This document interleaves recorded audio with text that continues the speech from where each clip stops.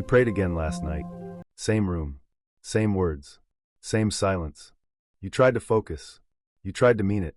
You stayed a little longer because you thought, maybe if I push through, something will finally chawn. But when the prayer ended, you still felt dry. Not peaceful. Not close. Not refreshed. Just dry. And then comes the thought you do not always say out loud. Maybe I am bad at prayer.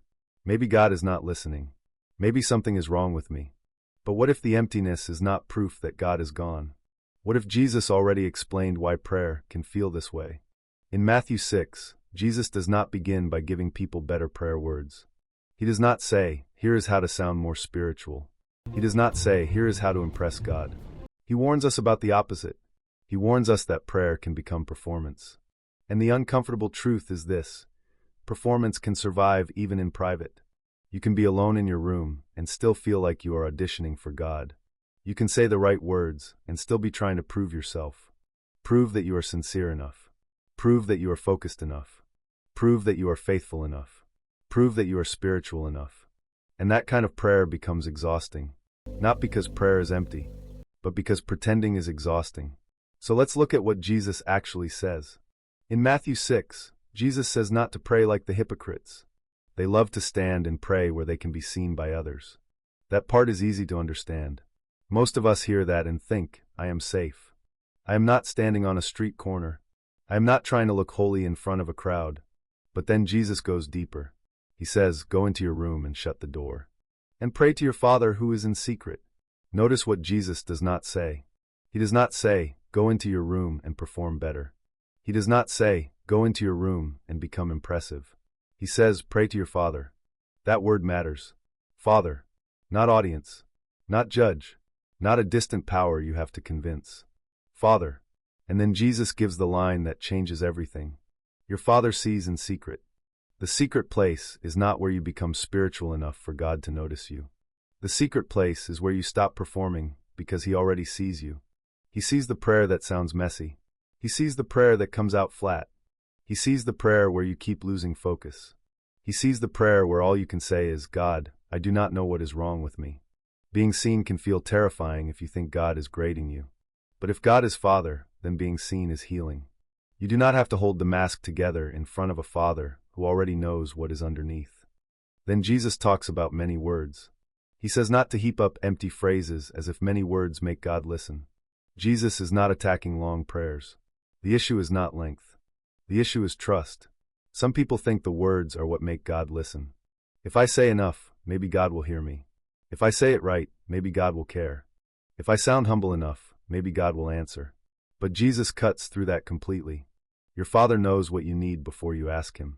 Before your sentence is clean, He knows. Before your focus is perfect, He knows. Before you can explain the ache, He knows. Prayer is not you informing God of something He missed. Prayer is not you performing well enough to make God care. Prayer is returning to the Father who already knows.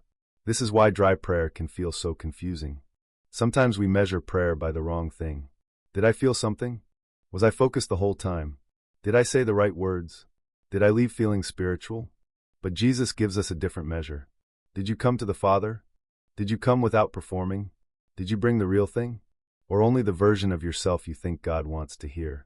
Sometimes prayer feels empty because we are not actually bringing ourselves. We are bringing a script. We are bringing the Christian version of, I am fine. We are bringing polished words over an unspoken wound. And then we wonder why the moment feels distant. But distance is not always God's absence. Sometimes distance is what performance feels like when it finally stops working. And that can be grace. Because when performance runs out of fuel, honesty can begin. The first step is not to pray longer. The first step is not to sound more spiritual. The first step is to stop lying. Not because you are trying to be dramatic, but because relationship cannot grow where the real you is never present. So for the next 7 days, begin prayer with one honest sentence. Just one. Father, I feel far from you today. Father, I do not know how to pray right now. Father, I am tired of pretending I am fine. Father, I believe, but help my unbelief. Father, I am here, but I feel numb. Say one honest sentence. Then pause. Do not rush to fix it.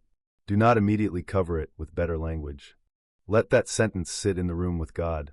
For some of us, that one honest sentence will be the first real prayer we have prayed in a long time. Not because the other prayers did not count, but because this may be the first one where the mask came off. Remember what Jesus said, "Your Father sees in secret."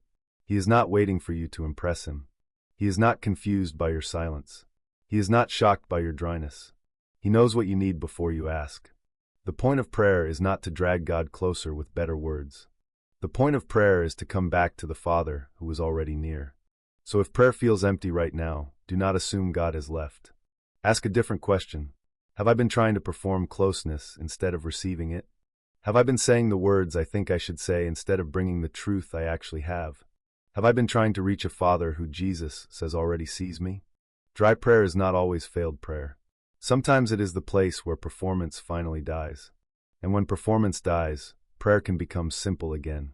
Not impressive, not polished, not loud, just honest. Father, I am here. And according to Jesus, the Father who sees in secret is already there. If prayer has felt dry lately, write one honest sentence you can still pray. Not a perfect sentence, an honest one. Maybe it is only this: Father, I do not know what to say. That is enough to begin.